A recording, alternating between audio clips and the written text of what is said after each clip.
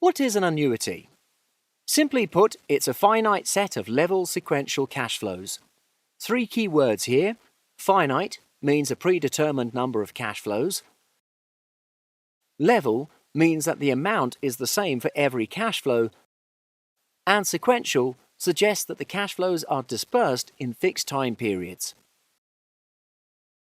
There are 2 types of annuities: annuity due and ordinary annuities. Annuity due has cash flow occurring at the beginning of each period. Ordinary annuities have cash flows that occur at the end of each time period. A perpetuity is like an ordinary annuity, except that the cash flows are never ending. We shall go through each of them in this lesson. Let's learn annuities from a simple example. What is the future value of an ordinary annuity that pays $5,000 per year for each year of the next 20 years? Assume a discount rate of 6% per year. Here's a hint for you. Draw a timeline and use your TVM calculator. Use N, PV, I/Y, and PMT to determine the future value. Pause the video now to work out your answer. And we're back. Let's go through the solution together. An important term to note is this: ordinary annuity.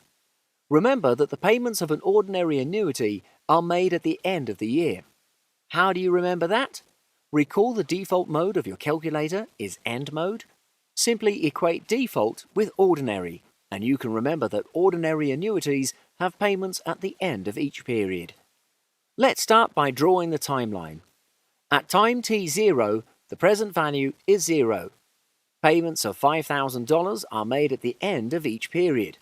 Number of periods is 20, and the discount rate given is 6%. So we have the 4 parameters to find the unknown, which is FV.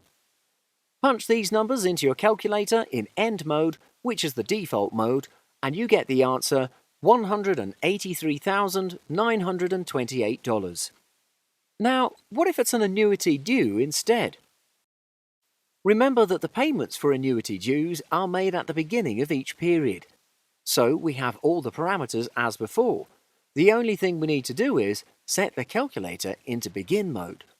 To do that, punch the sequence second begin, second set. Now that your calculator is in the begin mode, simply press calculate FV and you'll get your answer of $194,964. Now, if you find it a hassle to have to switch between begin and end mode all the time, you can choose to leave your calculator in the end mode at all times. In order to convert the end mode figure to a begin mode figure, simply multiply it by 1 plus R and you get the same answer.